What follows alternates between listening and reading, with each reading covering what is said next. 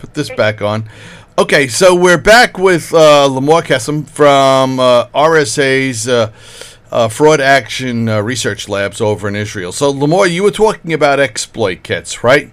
And how some of them can be rather cheap and have very little functionality, and some of the more expensive kits, around $1,500, can really be sort of like the Cadillac of kits.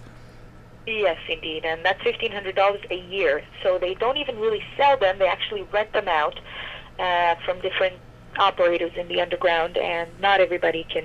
It's definitely not for sale; it's just for rent. For example, Wow. Black Hole, which is run by a Russian gang. Very, very good. So, what else can you tell us now? How does one get exploited? Right.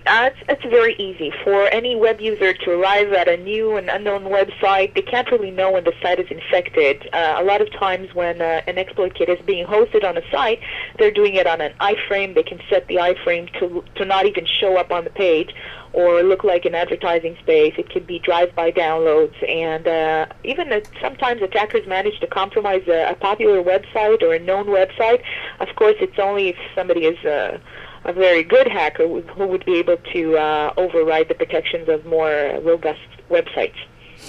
And I was going to say as well that exploit kits result in Trojan infections. What happens is that attacker actually gains different levels of control in the infected machine, and they're trying to download code into the machine. So if they're downloading something, it's easily a Trojan. And we've seen a very recent example of a domain pattern that we were seeing from Russia. It's called the redrit.ru because they keep using the same domain letters, but they keep also adding like systematically like AA, then AB, then AC, and they're inventing made-up domains. They run the exploits on them, and then they change that domain to a drive-by download for a Trojan horse. So we're seeing like a huge campaign here to infect as many people as possible. Yeah, it would seem as though there are almost a never-ending list for these, malware purveyors to go over. Since we live in a digital environment, I mean, adding letters, adding numbers, they can just keep spitting this along and actually make this quite profitable.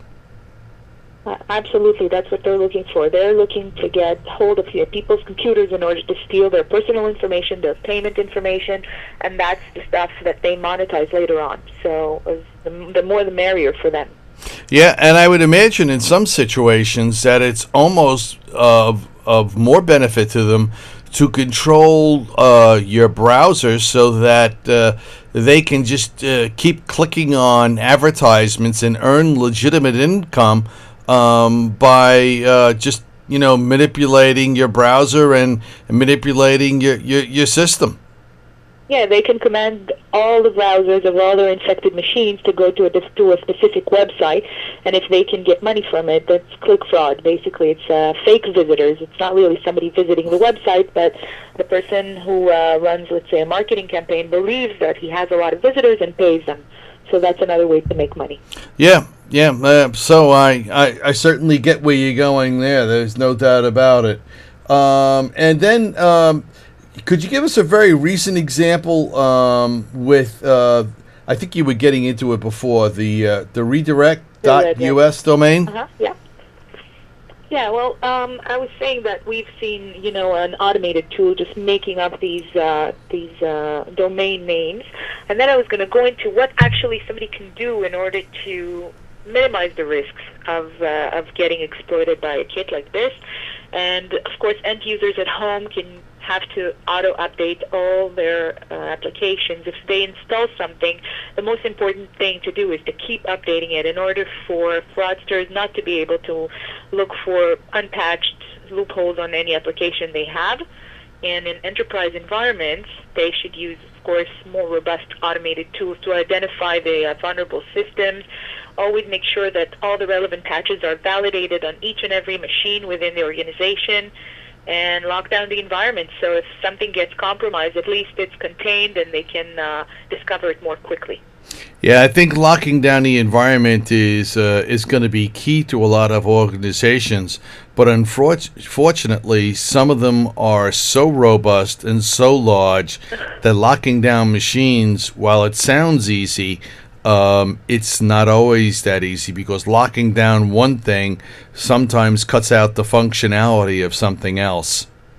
Yeah, well, this is one of the challenges they're facing all the time, because if it was just a lockdown and that would patch everything up, it would have been too easy, almost too easy. Yeah. Okay. Is that it, Limor, or did you have more? Yes, it is, sir. Unless you have any other questions for me, I'd be glad to answer. No, nothing else right now. I think you've kind of covered the exploit kit area and how people get exploited, and certainly how they can defend against it. At least we've given some recommendations here, at least, right? Other than that, we want to wish everybody over in Israel a happy Hanukkah, a happy holiday. All right, and thanks once again, and we hope to see you folks next week. All right, have a great one. All right, you too. Bye now.